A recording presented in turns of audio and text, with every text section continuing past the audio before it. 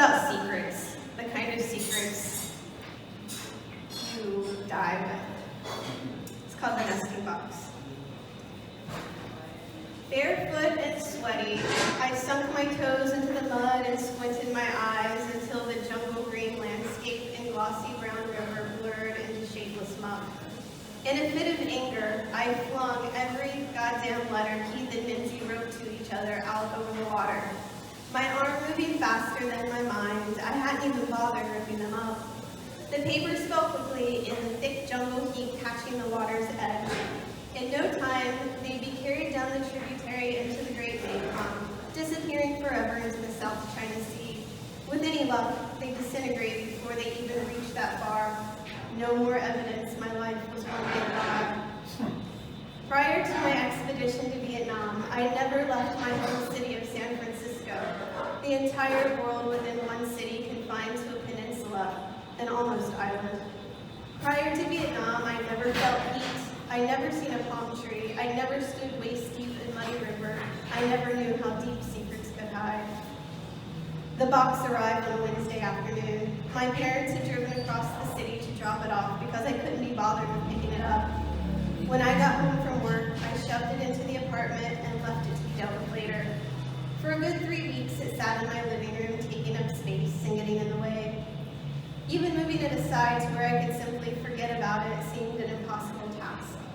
One night, in a moment of delirium, I accidentally stumbled over it during the night, setting off a music maker on the inside.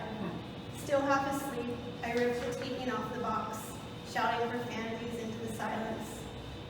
The irony of the whole scene was that once I got it open and grabbed the culprit, I didn't stop the music.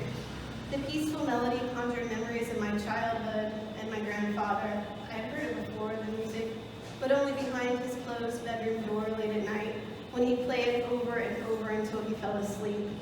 I scanned the scenery on the edges, an intricate carving of a young girl standing in a patch of rice, wearing a bamboo hat, skirt whisked at her ankles, small wooden eyes, vacant and distant. The music slowed, then stopped. In the distance, the first rays of light poked through the thick clouds hanging out over the bay. I pushed the box aside and went back to bed. Another full day passed before I could bring myself to sit down and go through the contents.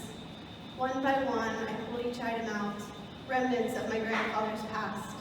A thick quilt sewed of various colors and textures, ragged army fatigue, dog tags, faded pictures of rice field landscapes, palm trees, and smudged people.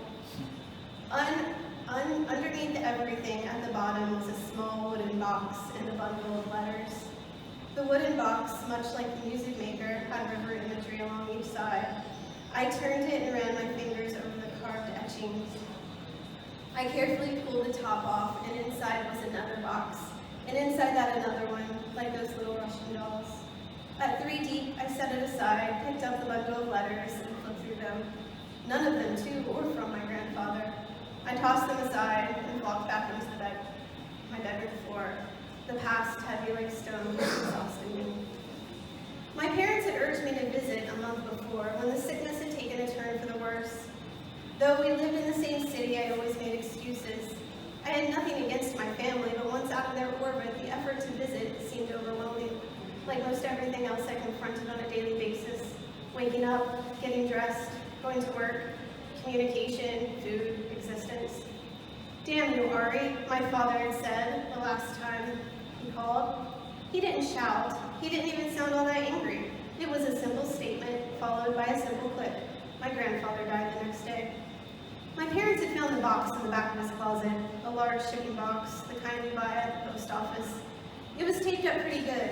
Each side had about 5 wraps of packing tape around it. From the looks of it, the box had been buried in the back of the closet for some time. Worn edges and corners sunken in the middle by the weight of things thrown on top of it. He hadn't left any will or any letter to anyone, only this one box found with my name scrawled across it. And with the box came memories, not my memories, but his memories.